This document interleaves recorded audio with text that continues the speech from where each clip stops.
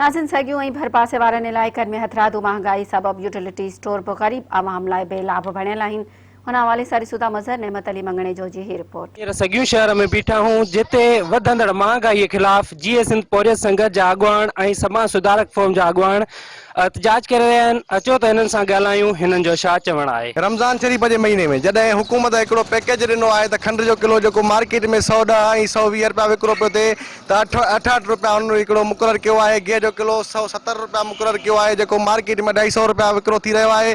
त उन रिलीफ खे आवाम ताईं पुॼाइण लाइ जेके यूटिलिटी स्टोर ते जेके वेठल आहिनि माण्हू, उहे वॾेरनि जा वाठाई वांगारू आहिनि। उहे दुकानदारनि खे शयूं विकिरो पिया कनि पर कंहिं बि ग़रीब खे ॾियण लाइ तयारु न आहिनि।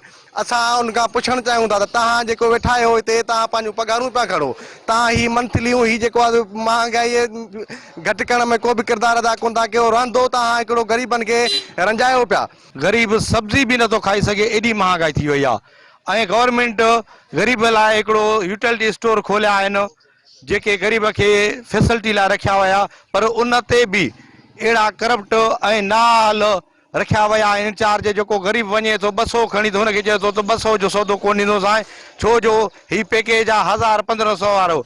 ही जेके यूटिलिटी स्टोर ते रखियो समीअ ते नाल इंचार्ज रखियो वियो आहे, उहो वॾेरनि जो वाठो आहे। असां कहिड़ा मुस्लमान आहियूं, जंहिं रमज़ान चालू थियो आहे तंहिं महांगाई जेकी आहे उहा डबल ते ॿीण ते थी वई आहे। गवर्नमेंट हिकिड़ो जेको ॿार हिननि खे ग़रीबनि खे हिकिड़ी सब्सिडी ॾिनी हुई यूटिलिटी स्टोर तां, त उते जॾहिं ग़रीब वञनि था त उते माना हिकिड़े अगरि गिहु वठण थो वञे ग़रीब वटि आहे 100 रुपया, त उहो ज़ाहिरी ॻाल्हि आहे त किलो गिह जो घुरंदो त उनखे वरी उन सां गॾु खंडु बि चवंदा पैकेज में आहे, ॿियो बि सामान आहे। माना अहिड़ियूं शयूं आहिनि जेके यूज़ करण जूं ई न आहिनि, मसाला आहिनि जेको ग़रीब इस्तेमालु ई न कंदो आहे। त इन यूटिलिटी स्टोर मां ग़रीब आवाम खे कहिड़ो फ़ाइदो? कुरैशी वटि वियासीं सामान वठण लाइ यूटिलिटी स्टोर वारे वटि, त असांखे दड़का ॾेई हुन लाइ छॾियो त बाबा 1000 रुपए जो सामान खणो, हिकु थैली गिह जी ॾींदोमांव, बाक़ी मसाला वग़ैरह खणो।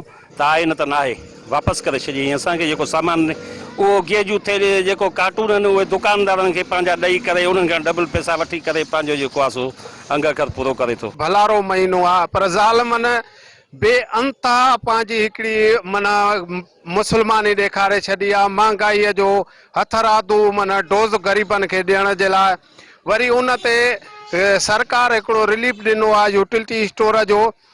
ग़रीब आवाम गिहु खंडु वग़ैरह सामान जेको आहे उन तां वठे, उन ते बि हिकिड़ो नाल असलब नाले सां को रखियो वियो आहे जेको ग़रीबनि खे धिका ॾेई वापसि मोटाए थो छॾे ऐं हुननि खे सामान ॾियण जे लाइ को माना आमंदा न आहे। ऑफिसरनि खे अपील था कयूं त बराए महिरबानी करे हिन खे हटाए कोई ईमानदार उन जे जॻह ते ॾिनो वञे। एहतजाज कंदड़नि जूं ॻाल्हियूं ॿुधियूं। कैमरामैन अतर अली मंगणे जो सां गॾु मज़र अली मंगणे जो, महरान टीवी।